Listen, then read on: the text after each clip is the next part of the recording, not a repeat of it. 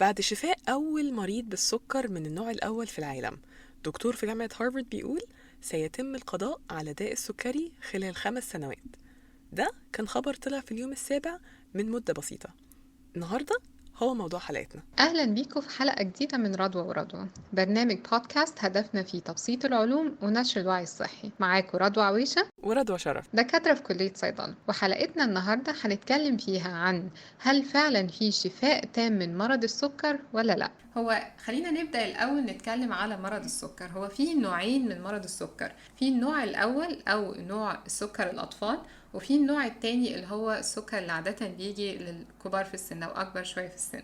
بالنسبة للسكر النوع الأول هو ده موضوع الحلقة النهاردة، وهو ده اللي الدكاترة بيتكلموا على علاج جديد ليه ممكن فعلا يكون شفاء تام من مرض السكر. هو الحقيقة ان النوع الأول أو سكر الأطفال بيحصل فيه مشكلة في الخلايا المنتجة للإنسولين في البنكرياس. الخلايا دي اسمها جزر أو جزيرات البنكرياس أو جزيرات لانجرهانز. دي هي المسؤولة انها تطلع الانسولين، والانسولين ده هو هرمون لما بيمشي في الدم هو بيقدر يسيطر على كمية السكر الموجودة في الدم، فيحافظ على رينج معين من السكر في الدم، ما يزيدش عنه وما يقلش عنه، عشان لو السكر قل جامد ممكن يحصل مشكلة، السكر ما يوصلش للمخ، ما يوصلش للخلايا، فالشخص ده ممكن يعني يوصل كمان للوفاة. كمان هو ما يزيدش قوي لانه برضو زيادته ممكن تعمل مشاكل في الاوعية الدموية ومشاكل تانية صحية. اكيد الناس اللي عندها مرض سكر عارفة المشاكل دي كويس او ممكن تكون بتعاني منها. بالنسبة للنوع الأول زي ما اتكلمنا، المشكلة بتكون إن حصل تدمير للخلايا المنتجة للإنسولين، فبالتالي ما بقاش فيه كمية إنسولين أو ما فيش إنسولين كافي في الدم، فبالتالي السكر بيزيد في الدم وما فيش حاجة تدخله الخلايا، ما فيش هرمون إنسولين. ولغاية دلوقتي معظم الناس اللي عندها النوع ده من السكر بتاخد حقن إنسولين. كنا اتكلمنا قبل كده في حلقة سابقة إن الإنسولين ده بيتصنع بتقنية الهندسة الوراثية، فبنقدر ننتجه بكمية كبيرة. لكن الحاجة بقى اللي الدكاترة بيحلموا بيها مؤخرا هو ان احنا بدل ما نبقى بس بنعالج اعراض مرض السكر وبنعالج نقص الانسولين عن طريق حقن انسولين من بره، هو ان احنا يبقى في طريقة للشفاء التام من المرض وما نحتاجش خالص، حتى المريض ما يحتاجش ان هو ياخد انسولين من بره. ولغاية قريب ان الدكاترة يلاقوا حل يؤدي الى الشفاء التام عند المرضى كان صعب قوي. كان تقريبا الحل الوحيد ان هم يزرعوا بنكرياس من انسان متبرع في الانسان المريض بالسكر، عشان البنكرياس الجديد دوت يقدر ينتج كمية انسولين كفاية لوحده.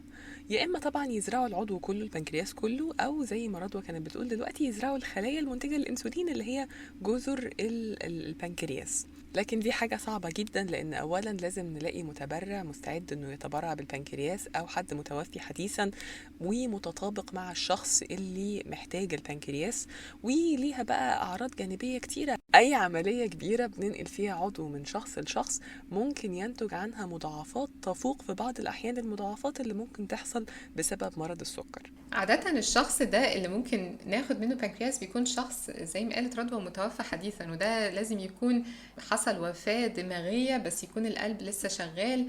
فيعني كم شخص ممكن ينطبق عليهم حاجة زي كده وكمان يكون عنده استعداد انه يتبرع بالخلايا دي؟ فالموضوع يعني فعلا صعب. هو ده الحاجة اللي بتخلي الدكاترة مش قادرين ان هم يطوروا العلاج ده، لانهم محتاجين كمية كبيرة من الخلايا دي عشان تقضي الناس اللي محتاجة النوع ده من العلاج. خصوصا بقى ان في ناس هي عندها مرض السكر، عندها النوع الاول من مرض السكر ده، وهي بطلت تستجيب للانسولين او عندها مشكلة من الانسولين، عندها حساسية منه، عندها مشكلة تخليها ان هي مش قادرة ان هي تفضل تستمر انها تاخد العلاج بتاع الانسولين. فالناس دول عددهم برضو مش صغير، وعشان نلاقي متبرعين يكفوا بس الناس دول نحط بالنا بقى كمان ان في غيرهم كتير ما عندهمش مضاعفات من الانسولين بس برضو نفسهم ان هم ما يحتاجوش الانسولين تاني ويشفوا تماما من مرض السكر.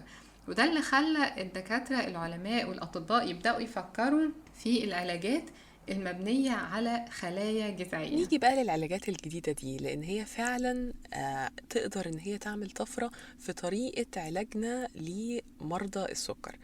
العلاج ده مبني على خلايا جذعية جنينية. يعني ايه؟ الخلايا الجذعية دي خلايا لسه ما نضجتش، نقدر ان احنا معمليا نحولها لأي نوع من انواع الخلايا اللي احنا عايزينها، باستخدام ظروف معينة في المعمل ومواد معينة تشجع الخلايا ان هي تنقسم وتبقى خلايا بنكرياس، او تحديدا تبقى خلايا جزر بنكرياس اللي هي تقدر تنتج الانسولين. المصدر بتاعها عادة بيبقى بويضات مخصبة بتتجاب من عيادات الخصوبة اللي هي ما استعملتش، والبويضات دي نقدر ان احنا نشجعها ان هي تنقسم وتبقى خلايا بنكرياس. انا بحب اشبه الموضوع ده بفصل مثلا 30 تلميذ كلهم في اولى ابتدائي، لسه ما فيش حد فيهم بقى دكتور، ما حدش فيهم مهندس، ما حدش فيهم متخصص في اي حاجه، واحنا لسه في ايدينا ان احنا نعلم التلاميذ دول ونخلي كل واحد فيهم ليه تخصص معين. واحنا الخلايا الجنينيه بتاعتنا برضو ليها نفس الفكره. لو خدنا خلايا لسه بويضه وحيوان منوي، فاول ما بيحصل التخصيب بيبقى لسه عندنا يبدأ بقى الخلايا دي تنقسم، تبقى عدد صغير جدا من الخلايا في الأول، والخلايا دي بيتقال عليها إن هي متعددة الخيارات. هي ممكن تبقى أي حاجة، زي التلاميذ اللي في أولى ابتدائي دول، ممكن كل واحدة فيهم عن طريق جينات معينة أو بروتينات معينة تبدأ يبقى كل واحد فيهم تخصص، لغاية ما نلاقي في الآخر يتكون جسم الإنسان. عندنا بقى خلايا العين، خلايا قلب، خلايا تبقى عظم، كل خلايا بتبقى حاجة معينة، وتبقى في الاخر في حاجة اسمها تمايز خلوي. والتمايز الخلوي هو ان كل خلية خدت وظيفتها وبقت خلاص مختلفة عن الخلايا التانية اللي جنبها اللي ليها وظيفة تانية. فاحنا لما بنجيب خلايا جنينية من مثلا بويضات مخصبة من عيادات الخصوبة اللي هي بتعمل اطفال انابيب او بتساعد الناس اللي مش عارفة تنجب بالشكل الطبيعي، بيبقى فيه شوية بويضات مخصبة لسه ما استخدمتش زي ما قالت رضوى. هما دول خلايا جنينية تقدر ان هي تبقى اي حاجة لانها متعددة الخيارات.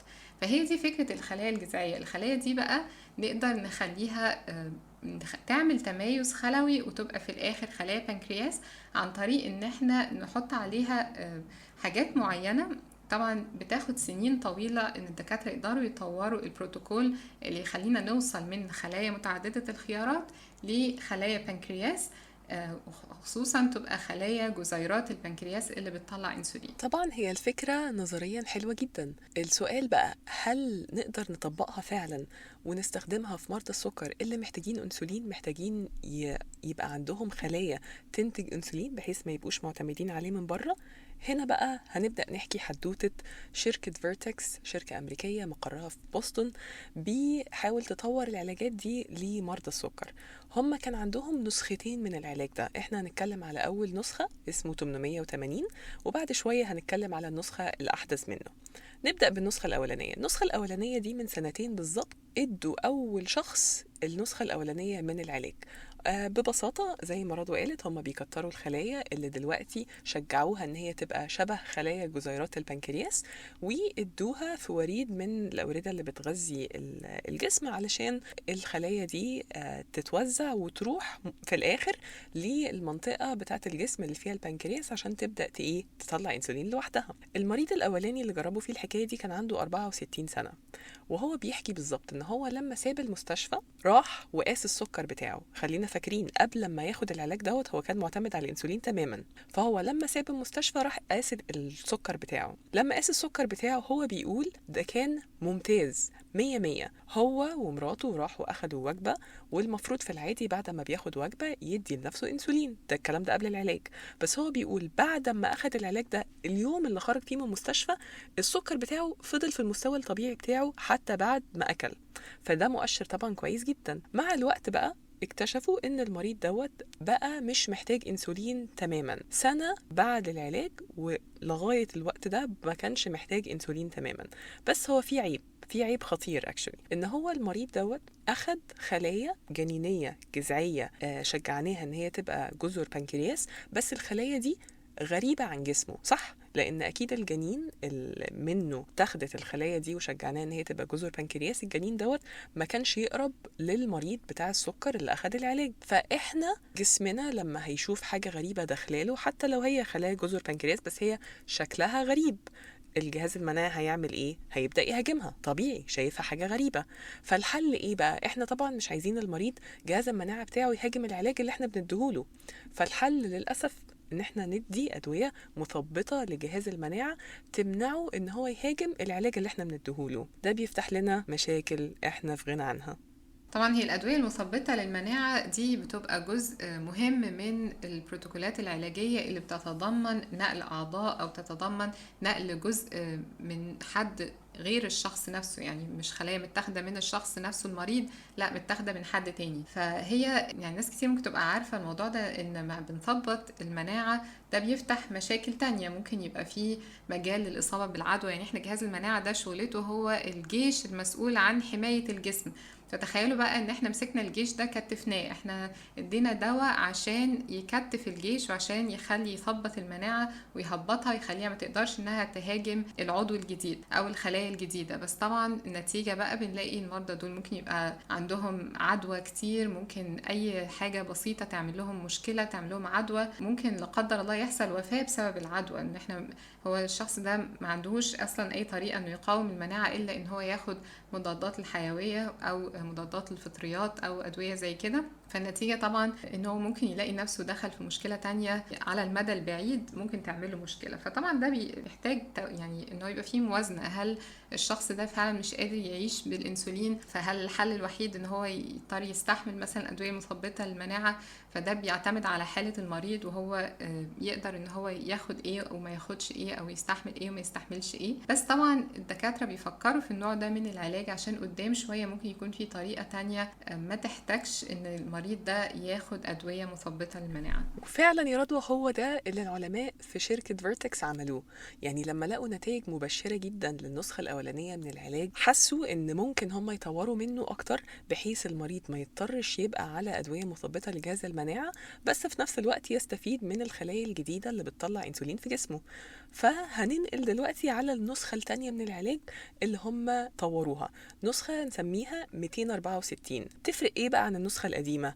النسخة الجديدة دي هم عملوا جدار حوالين الخلايا الجنينية اللي احنا شجعناها ان هي تبقى خلايا تبع جذر بنكرياس، بيزرعوها جراحيا وحواليها في غلاف. الغلاف ده بيحميها من جهاز المناعة بتاع المريض، بحيث ان جهاز المناعة ما يقدرش يدخل لها ويهاجمها. لكن في نفس الوقت حاجة مهمة، احنا عايزين الدم يقدر يوصل لها علشان هي توصل لها اكسجين ويوصل لها سكر ويوصل لها الحاجات اللي اي خلية محتاجاها عشان تفضل عايشة وتنقسم وما تموتش. ففكرة جميلة جدا، بس السؤال بقى هتنجح ولا مش هتنجح؟ لازم نجرب. احنا طبعا عارفين ان اي شركة ادوية عندها علاج جديد او جهاز جديد عايزة تشوف هيفيد المرضى ولا لا، لازم تمر بمراحل من التجارب السريرية اللي بيجربوا فيها العلاج دوت على عدد من المتطوعين. من 3 شهور بالظبط إدارة الغذاء والدواء الأمريكية ادت موافقة لشركة فيرتكس إن هي تبدأ إن هي تجرب العلاج دوت على بعض المرضى خلال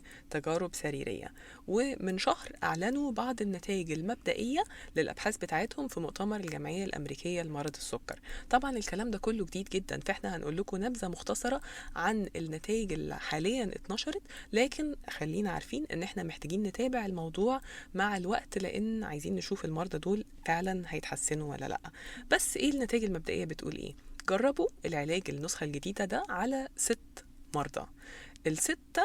ستة من 6 جسمهم دلوقتي بينتج انسولين لوحده، فدي حاجة جميلة. السؤال بقى، هل الانسولين اللي بينتجه لوحده ده كفاية ان هم يستغنوا تماما عن حقن الانسولين اللي بيدوها لنفسهم؟ ده طبعا السؤال الذهبي. لغاية النهاردة في 2 من 6 فعلا بقوا مش معتمدين خالص وقدروا يستغنوا عن حقن الانسولين، فحاجة رائعة. المرضى الباقيين لسه تحت المتابعة، لكن المبشر جدا ان افراز الانسولين عندهم عالي وغالبا، ولكن طبعا العلماء بيحبوا يحصنوا نفسهم، مش عايزين يقولوا حاجة يسبقوا حاجة لسه ما حصلتش، بس هم بيتوقعوا ان غالبا بقية المرضى هم كمان هيستغنوا عن حقن الانسولين. بس نتائج جميلة جدا، محتاجين نتابعهم نشوف ايه اللي هيحصل. احنا متشجعين، بس في نفس الوقت عارفين ان محتاجين نمشي ورا اللي الابحاث بتقوله لنا.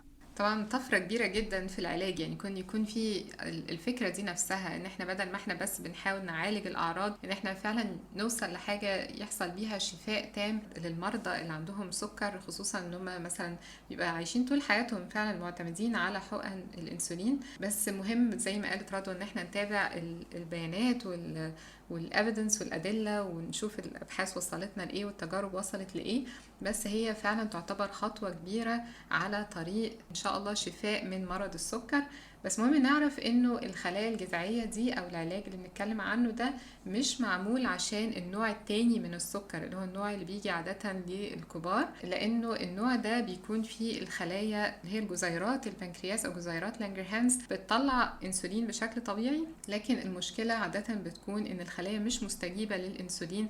عشان كده المرضى دول بياخدوا ادويه تساعد السكر يدخل للخلايا ويوصل للخلايا اللي محتاجه السكر، فبالتالي يقلل نسبته في الدم. بس في حاجه تانية بالنسبه لموضوع تثبيط المناعه، انه الطريقه اللي رضوى حكيتها اللي عملتها شركه فيرتكس دي طريقه جميله جدا، كويس ان هي يعني شغاله بالشكل ده. بس العلماء برضو بداوا يفكروا ان هم يستخدموا تقنيه تعديل الجينوم او تحرير الجينوم باستخدام كريسبر عشان يطلعوا علاجات خلويه ما بنحتاجش معاها تثبيط للمناعه. احنا كنا اتكلمنا في حلقة سابقة عن موضوع كريسبر وعن موضوع تعديل الجينات البشرية. الفكرة ان العلماء عايزين ان هم يستخدموا التقنية دي عشان يغيروا في الجينات اللي بتخلي الخلية الجسم بيشوفها على انها غريبة عنه، فبالتالي لما يعدلوا في الخلايا دي يجوا يدخلوها للجسم، بعد كده الجسم هيفتكر انها خلايا صديقة وانها مش محتاج انه يطلع ضدها رد فعل مناعي قوي، فبالتالي مش هيحتاج المريض ده ان هو ياخد ادوية مثبطة للمناعة، وان شاء الله ممكن ان هو يقدر يعيش حياة طبيعية. الموضوع ده بدأوا يجربوه زي ما كنا اتكلمنا قبل كده في علاج انواع من السرطانات باستخدام الخلايا التائية، لكن احنا منتظرين ان احنا نشوف اذا كان حاجة زي كده ممكن يجربوها في الخلايا الجذعية لعلاج مرض السكر نوع الأطفال. وفي نقطة كمان مهمة عايزة أقولها، إن مش بس شركة فيرتكس اللي بتحاول تطور علاجات باستخدام الخلايا الجنينية الجذعية لعلاج مرض السكر، لكن هم فعلا أكتر شركة الأبحاث ونتائج التجارب السريرية بتاعتهم متطورة ومبشرة. الشركات التانية لسه مازالوا في مرحلة إن هم بيجربوا يشوفوا طب لو زودوا كمية الخلايا، لو قللوها، بيحاولوا، مش لسه شغالين. فممكن مستقبليا نلاقي شركات تانية طورت علاجات يمكن احسن كمان من العلاجات اللي احنا اتكلمنا عليها النهاردة. وده احلى حاجة جميلة في عملية البحث العلمي، ان احنا كلنا بنبني على المعرفة والمعلومات اللي غيرنا توصل لها علشان نستفيد من المعلومات اللي توصلوا لها ونتفادى الغلطات اللي وصلوا لها. فعلا يا رضوى، الحاجة القصة المؤثرة اللي أثرت فيا وأنا يعني بعرف أكتر عن العلاج ده، ان الدكتور اللي المعمل بتاعه طور العلاج ده كان هو بنته بتعاني من مرض السكر من النوع الاول من وهي طفلة، وكانت طفلة صغيرة خالص، وكان يعني بيحتاجوا ان هم كل شوية يدوها حقنة انسولين او يقيسوا لها السكر في الدم 4 مرات ويشكوها 4 مرات وهي لسه يعني بنت صغيرة جدا. فهي مراته قالت له يعني انت لازم معملك يدور في الاتجاه ده ويبحث فيه علاج لمرض السكر. فهو فعلا خد الموضوع يعني على عاتقه، وقعدوا سنين طويلة بيدوروا في الموضوع وبيبحثوا فيه. وزي ما قالت رضوى كذا شركة حاولت ان هي تشتغل في الموضوع ده، بس هو المعمل بتاعه كان من المعامل اللي طلعت نتائج أولية كويسة جدا، وبدأت شركة فيرتكس ان هي تترجمها لتجارب سريرية فعلا، ويبقى فعلا في على الأقل علاج بيتجرب في مرحلة التجارب السريرية للشفاء التام إن شاء الله من مرض السكر. لما يبقى مرض بيأثر على حد قريب في العيلة بيبقى الشخص فعلا متشجع جدا انه يطور علاج جديد، لانه شاف المعاناة بتاعة المريض في مع مرضه يعني. طيب عشان نلخص بقى الحلقة، احنا النهاردة اتكلمنا عن رحلة البحث عن شفاء من مرض السكر النوع الأول النوع الأطفال، اتكلمنا عن العلاج اللي هو زرع البنكرياس من متطوع، وبعد كده على زرع خلايا جذعية متاخدة من بويضات مخصبة. اتكلمنا على تجربة شركة فيرتكس والشخص اللي عنده 64 سنة اللي اتحسن تماما وبقاش محتاج خالص الانسولين بعد ما خد الخلايا الجذعية دي. وبعد كده العلاج التاني اللي طورته شركة فيرتكس، والمرة دي استخدموا فيه جدار يتحط حوالين الخلايا عشان يقللوا من ان الخلايا دي تعمل رد فعل مناعي، وبالتالي الشخص ما يحتاجش ان هو ياخد ادوية مثبطة للمناعة. وفي الاخر خالص قلنا ان احنا كل دي مراحل من تطوير العلاجات دي، احنا لسه محتاجين نشوف هي هتوصل لفين قبل ما نقدر نقول ان فعلا في علاج او شفاء تام مرض السكر. نتمنى تكون حلقتنا النهاردة عجبتكم. المراجع اللي استخدمناها هتلاقوها مكتوبة تحت. ما تنسوش تشتركوا في قناة البودكاست واليوتيوب علشان تسمعوا الحلقات الجديدة من برنامجنا، وتفعلوا زر الجرس عشان يجيلكوا إشعارات لما ننزل حلقات جديدة. ولو في موضوع معين حابين نتكلم فيه تقدروا تتواصلوا معانا تحت على فيسبوك وإنستجرام وتويتر تحت اسم رضوى أن رضوى، أو تسيبوا لنا تعليق على الفيديو ده. شكرا لوقتكم، ونشوفكم في الحلقة الجديدة إن شاء الله.